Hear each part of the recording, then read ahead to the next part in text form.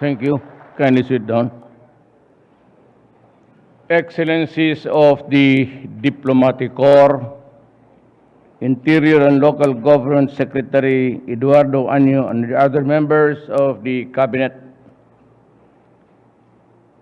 Senator Francis Tolentino, Senator Bongo, Senator Ronald De La Rosa,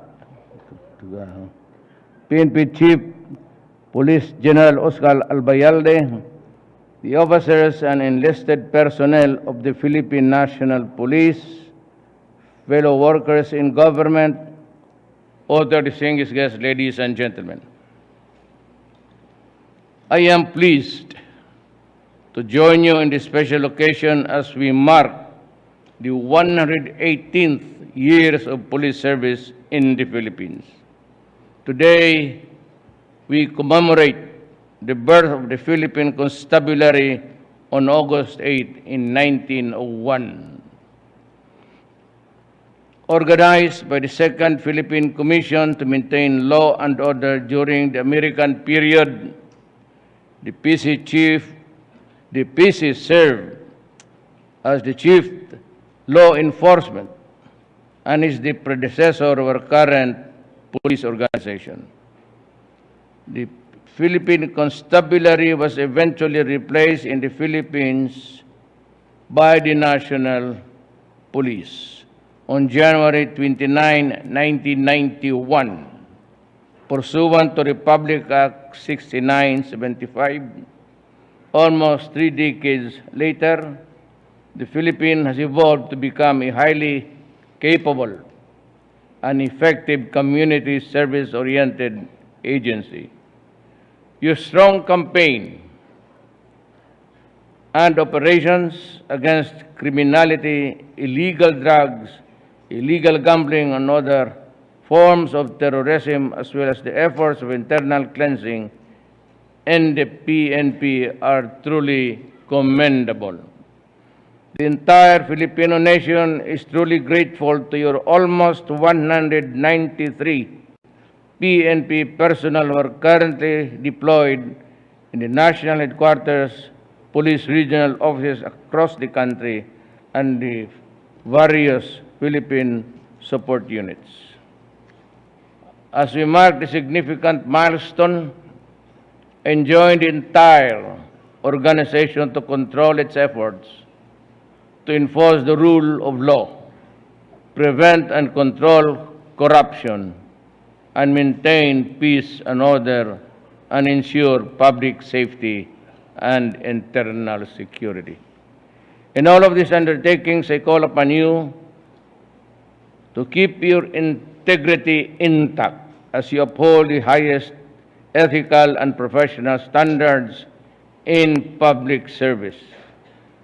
Take inspiration from our awardees today for their exemplary work and selfless dedication to duty.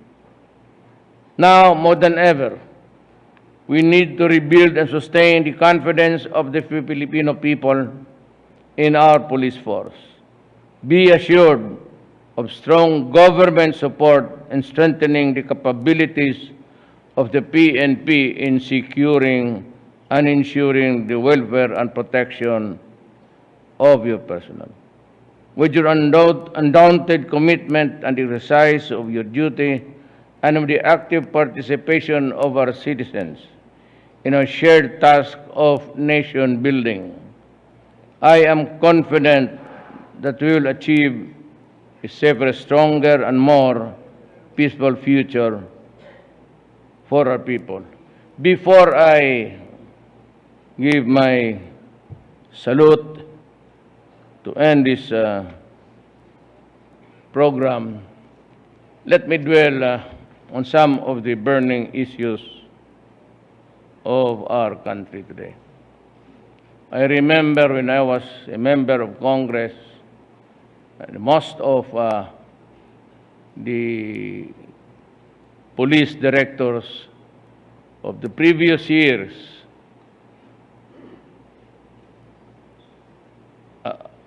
I don't know what was eating the guys at the time. but they recommended the dismissal of 28. Almost those, a lot of them, or almost all, who passed the portals of being a chief of police and a city police director. So when I got down from my car in Congress, I was a congressman at the time, a lot of these guys, the young who are now your officers, most of them were there.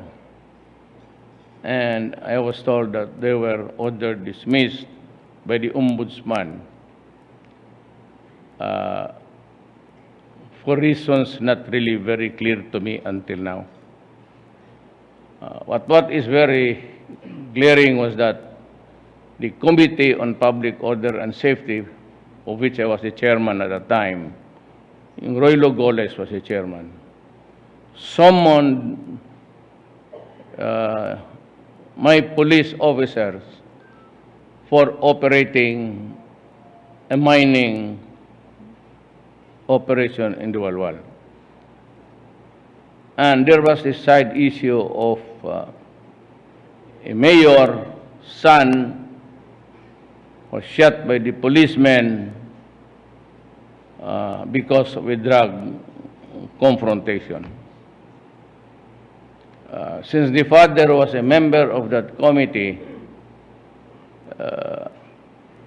yung issue about the mining was combined with the issue about the shooting incident of the son of this politician, who was clearly a drug pusher. So I was talking to, I don't know where's, wala alam mo nga, time to visit Villaroman. I was also there. Si Akop and the rest of the guys in another charge sheet.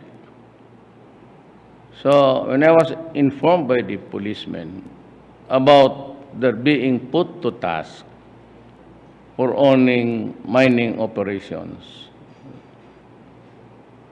I was kind of aghast, and I raised my right hand to talk first. And I said, what is our business here today? What is the agenda? Sabi ng committee secretary, sir, this is the issue of policemen operating mining activities in Diwalwal. So what about it? And he said, listen very carefully because I will connect this to the present. Sabi ko, so what about? Sir, they are police officers and 2 army men. So what's the beef? And I was told that simply for operating in mining. So my first statement before the Goles committee was that, Your Honor, I think all of these policemen in front of us are all Filipinos. And they should be entitled to partake of whatever planet Earth inside the bowels of the earth. And it is open to exploitation, and it does not limit it to any particular group of citizens. It is open to everybody, including the police. Why should we deprive them of maybe getting rich, having money? And true enough, 3 of those who were originally there are multimillionaires. And I'm happy. I said, you know, for as long as there is an application which is validly issued and there is no issue of corruption at all, and that you do not oppress the other operators by the reason of your office as a peace officer, we should not be talking about this. They are as much as we are free to do any business as long as it is above board. I do not have any problem with that. Now, let me say this to you now. There are allegations that police generals retired are into the STL, Lotto, and whatnot. I said, you don't have any problem with me. If it's a bidding, you participate. As long as it is not rigged in your favor and you secure it, complying with the laws, no corruption, I will not begrudge you. If you have friends or millionaires and would finance a corporation and you're an incorporator, I don't see any reason why you should not be in that business. Ang hinihingi ko lang naman is, walang gapangan, no oppression or pressure. And if there's a bidding and you win it, by all means, but as a part of your honor, delicadeza, ask yourself to be assigned somewhere where you are not operating or a participant or an incorporator of a corporation doing business in your area. Ayan lang naman, delikadesa yan. Pangit kasi tignan, ikaw ang chief of police dyan, it's operating. You look for somewhere else. The Philippines is too big. And, well, of course, I never really like gambling. I don't gamble. But the fact is, if I create a vacuum and nature hates one, there will always be another activity that would take advantage of that organized people. For example, in gambling, the betting stations and the runners and the sellers, it is gambling. I said, I do not gamble. But in the first place, I do not like it. But there's a law which allows it. Then my only advice to you is, lumayo ka muna or you invest in some other province. Do not oppress your competitors, else they will shout foul, and then you will drag me into the picture. Kung malinis lang ang negosyo ninyo, if it's clean, you don't deprive government of money due to the country and the people, okay sa akin. And I'm addressing myself to all. As of now, I allowed Lotto because it is a clean, it's really run by a machine and, the combination is done electronically. Yung others, STL, I'm trying to figure out the best way. As long as there is, I said, no corruption in the awards, and you do not use your public office to intimidate or to strike fear with your other competitors, I see no reason why you cannot be an incorporator of a, ayaw ko, pag-isipan ko muna yung STL, but Lotto I gave the green light and said, sige. And that is my advice, not only to you, peace officers, but also the military And for that matter, any government employee who is a citizen of this country, we should not be deprived ourselves of that activity which can contribute to our general. Gambling per se is not good. But if it is allowed by law, then I cannot be more popish than the Pope. May batas eh. Ang hingi ko lang, wag lang, do not shortchange government.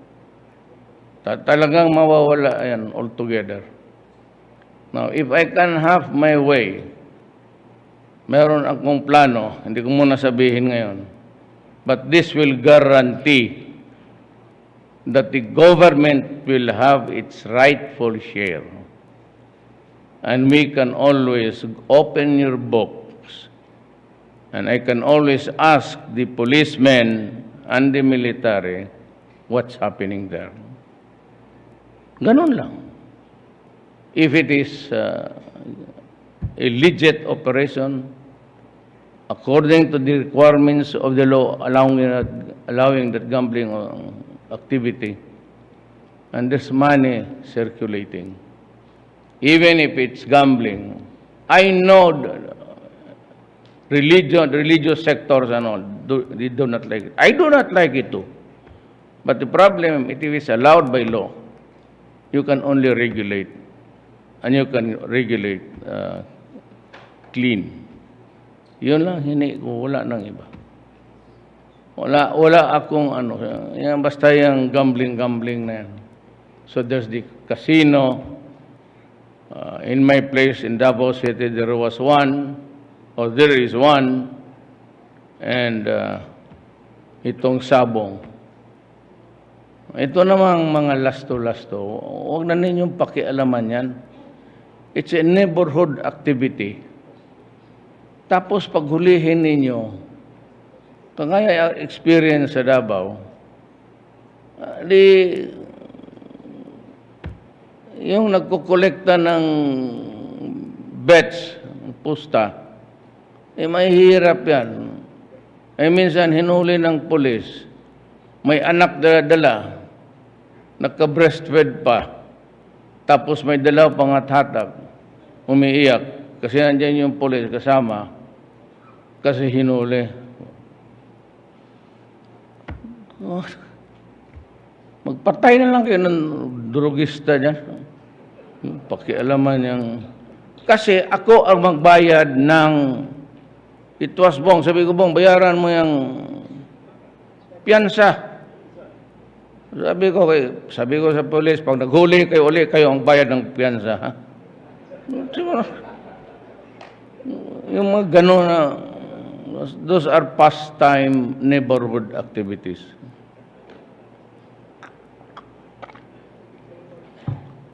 Huwag lang pumasok ang sindikato. Pag ang lasto hawakan with people who are known to be gamblers and professional manipulators, you have to intervene. Yung mga machines dyan, ano ninyo, wala tayong makiibigay ng trabaho eh.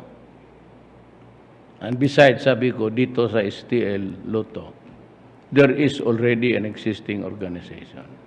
You create a vacuum, drugs will come in. Yan ang mahirap. So I cannot be a humbug and say, I will do it. I will kill the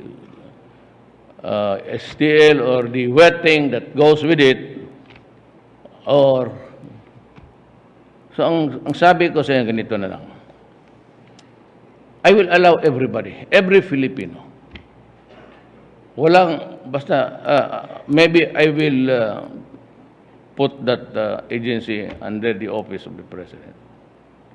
Tapos yung magba-award ng bidding, Justice Secretary, Wendell Abisado sa is the budget officer.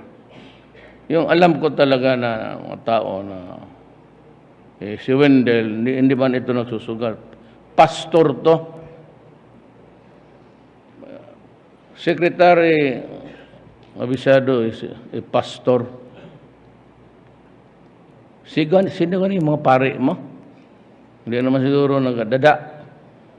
Okay yung akong narinig. I will give it to a committee na tingnan ko na hindi nakukorap. Pero basta wala lang corruption, no under the table deal. Come on. And to the citizens listening now, you can help me stamp out corruption by being just assertive. So kung may hingiin sa'yo yung Bureau of whatever, land registration, LTO, kung ano dyan, mga clearances, pati sa inyo yung police clearances. Better come up with an electronic thing there. I do not want to see people coming back and forth, queuing there, and sometimes it is not there. Bigay ninyo yung mga clearances ng mga tao, mga Pilipino. Sino man kumukuha ng clearance? Yung pupunta ng abroad, pupunta ng those are on the, no offense intended, yung mga nasa baba.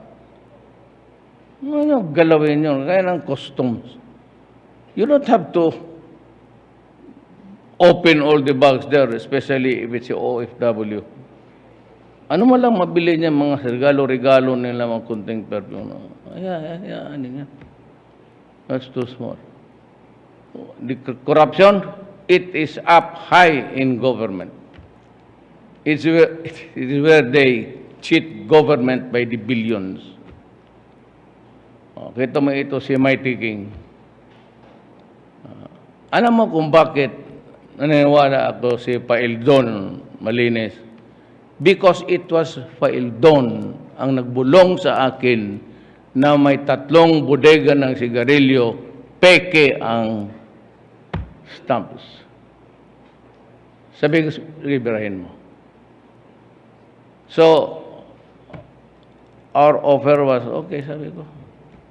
Whatever the finance people would say, you just pay. And Dominguez, talagang stricto yan. Pero gusto rin ng pera because he is responsible for looking for the money. You pay us 40 billion. Hindi daw kaya. Well, you can do it by installments. You pay us 38 billion. Yun is just one stroke. We earned billions by just raiding a warehouse using fake stamps sa cigarettes. Nandito ang laro, customs. Customs, they will lose about 64 of them. But they've been there for 39 years, 30 years. I'm sorry. You are there in the list of corrupt. You have so many cases there. You better go or I will really pursue the case criminally. You not only lose your pants, but you lose everything, including being a dishonorable employee of this government. Ngayon ang ganito yan Kung yung may mga negosyo, and they think that they are feeling generous, I may give something to you, Christmas. Ako wala akong Yung tawag ditong yawa na ito, yung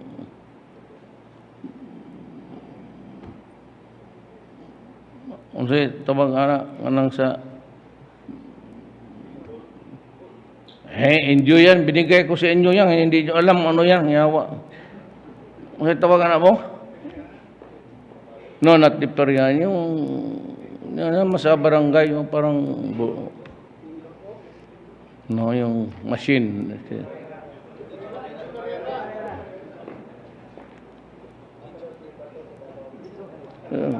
Di ba yung karera na sa inyong EOR, inyo naman yan. Wala mo. Wala akong pakiram. Sige, bigay mo sa pulis. Hindi mo rin talaga mapigilan. So, alam mo, yung pulis, even sa pamilya nila, hirap yan. I know because I have been mayor for 23 years. I was a prosecutor for 8 years.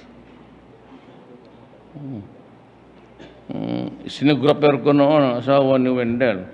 She became a judge, but she passed away about 3 years ago. Kung alam ko yung laro, so basta wala lang lukuhan. If you are just content of maybe you want 50,000 and you are able to get something like 25 or 20, be content. Do not allow your greed to run away with all the,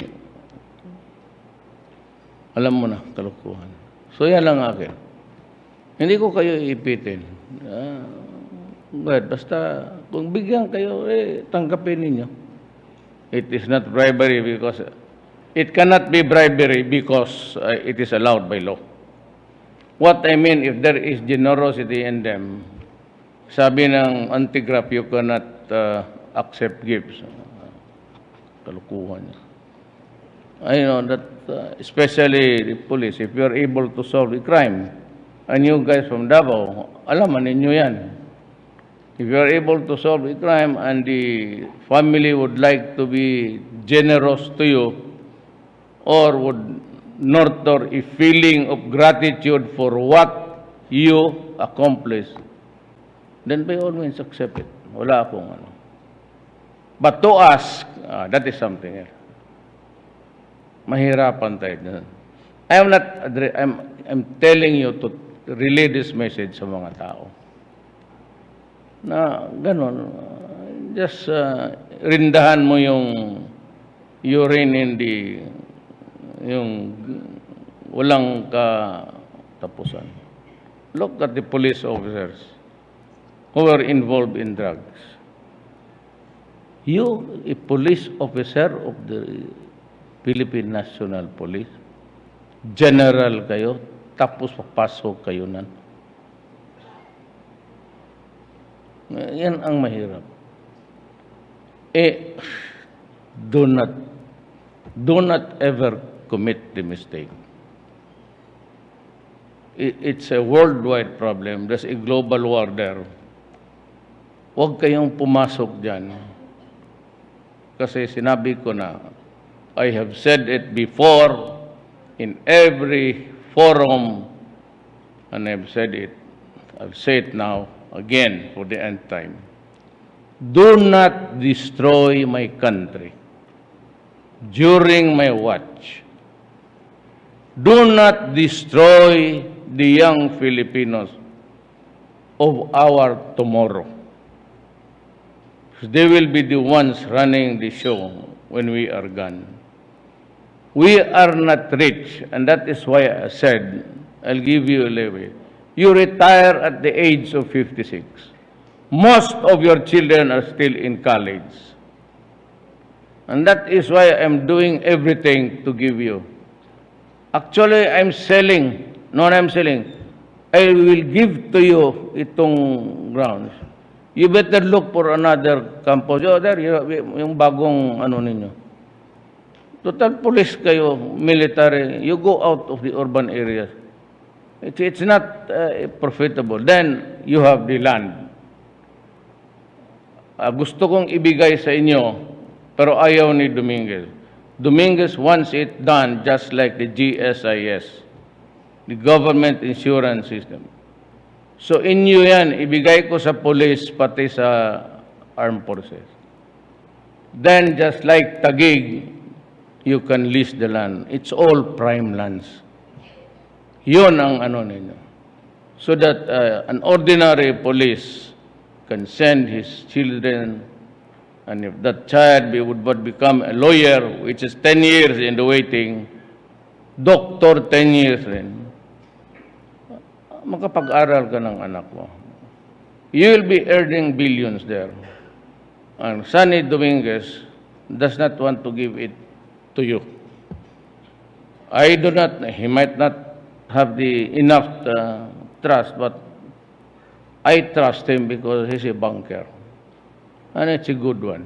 May sarili kayong Jesus. So just wait, and that will come before I leave the office. Gaya ng kampo ninyo, maghanap ako ng pera.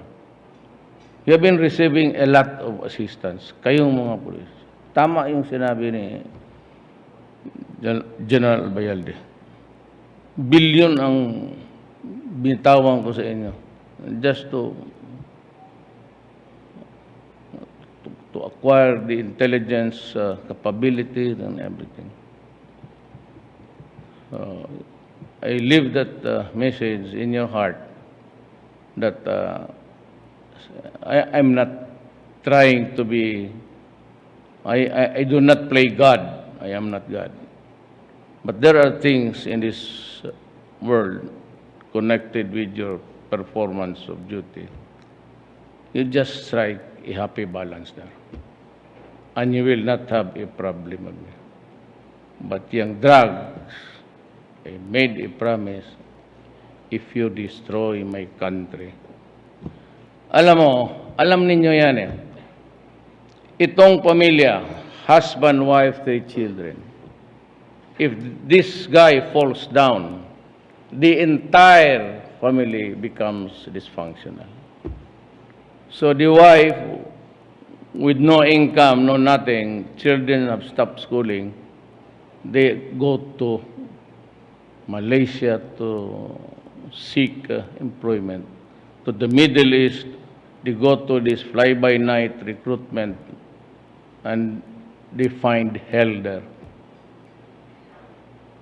Kaya, you know, from a simple, not to mention the family, the victims, there is no count. Now, I'd like to ask, dito naman na, we're all here. I'm being heard, I suppose, by the entire Philippines. I really do not know what's the thing about the numbers we're doing. Every day, there's in the government channel 8888. My briefer for that day includes, or it is even in the first page, of the drug cases all throughout the country, at least those that were investigated by the police. And I will have to assume that you have due performance of duty. And every day you consider A. Those A, close in parentheses, arrested, Rodrigo Duterte A. Then the number or quantity of Cebu. That A is arrested. The N is neutralized. We do not even know if he was killed or he was neutralized in the sense that he was rendered inutile and could no longer play the game. Yan ang ano ko, kasi ang tataka ako, why is this stupid human rights? Where do all of the killings are charged to us? We are bound by our oath of office. I go by government records of what you report to me and I publish it. Every day it's there and they can make a count. In one day, there's not even one death. That is all the crime incidents involving drugs. Puro arrest, then neutralize, then arrest. Look at I am bound by the reports of the Philippine National Police and the military. I cannot get my facts from the security agencies from private persons.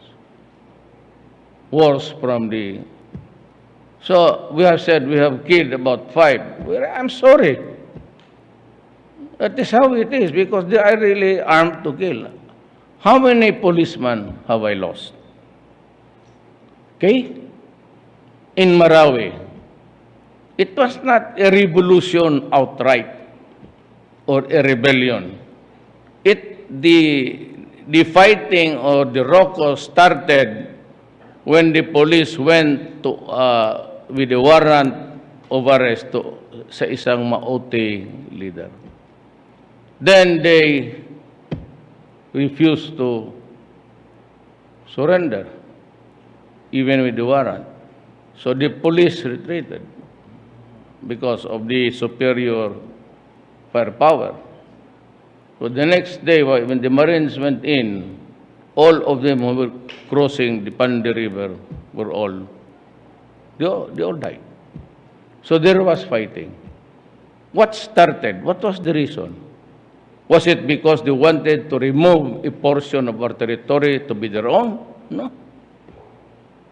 I've been telling you since I became mayor, Marawi is the laboratory of the Philippines. By the seizure there and confiscation by tons, they do not pounds. So we had to act, and in the process, we had to go to war. It was a drug war. I lost so many soldiers and policemen there. Human rights. You parlay that kind of lies worldwide. And you are Filipinos. Give us something which we can start toward on. Where and how? By what means? You start with those questions. And I said, if you see a person, a dead carcass there, and say it's killed by, you just assume na druga yan. We go by the official records investigated by the police. Those cases were investigated. It's there published every day. And you can hardly find a confrontation or an arrest, in the process of arresting. It's about only 2-3% every day. The rest are really neutralized, arrested. So I am not defending you. I'm just telling the truth. And I said, go ahead, perform your duty in accordance with law. For the basic course of the ordinary police officer, he has 2 years of lecture. When I was mayor of Davao City, I married early. And so there was not enough to go around with money. I had to teach criminal law, criminal evidence, criminal procedure in the academy. Since 1973. I used to give, I'm still giving special lectures now. I have, if you just listen, I have a matrix. And that is all that you would need in your entire life as a peace officer. Find some time, you assemble here, and I will present a PowerPoint. If you will listen very carefully, that is what police work is all about. Well, it'll take about an hour, 30 minutes. Do not, never mind the books. But even the lawyers and judges do not agree with the interpretation of the provisions there. Just listen to me. I'll give you a lecture in the eyes of a public prosecutor. Yun lang. Pagbigyan lang ninyo ako ng panahon ninyo. I'm sorry I overshot my... I didn't even realize that I failed to bring my watch. So, congratulations on your anniversary. Happy birthday. I said, stay clean. And if you have to go to business to improve your lives, go ahead. Every Filipino is entitled to it. It is not limited to the already rich and the guys who were there historically in the beginning, and it was all illegal. Now it is an illegal, then another one, they put in tandem the illegal. If you can assure me that there will be no corruption, maybe I will consider. But if I am not satisfied, and if the big guys are still there to manipulate the game, I will not allow it. I'm sorry. Lahat naman to, all of us, the order is to protect government interest. Nothing follows. We are stuck to that oath. What is the oath? To protect the people and to preserve the republic. You cannot preserve a nation by allowing the drugs to swallow our children. As I said, if you do that, I will kill you. I'm sorry, but I'm telling you the truth. Do not do it. If you want to stop, just drop it. Just like the communist guys, if you want to surrender, just drop it. Drop your gun and go to the nearest police or military camp. And I will give you a house, provide you with the skills that is there. During the time that you are learning the skill, I will pay you. Libre pagkain. I'll take care of your food until such time that you're able to make it on your own. But to the police, you are all handsome. Do not be ugly. It is not good. Maraming salamat po. Thank you, Mr. President.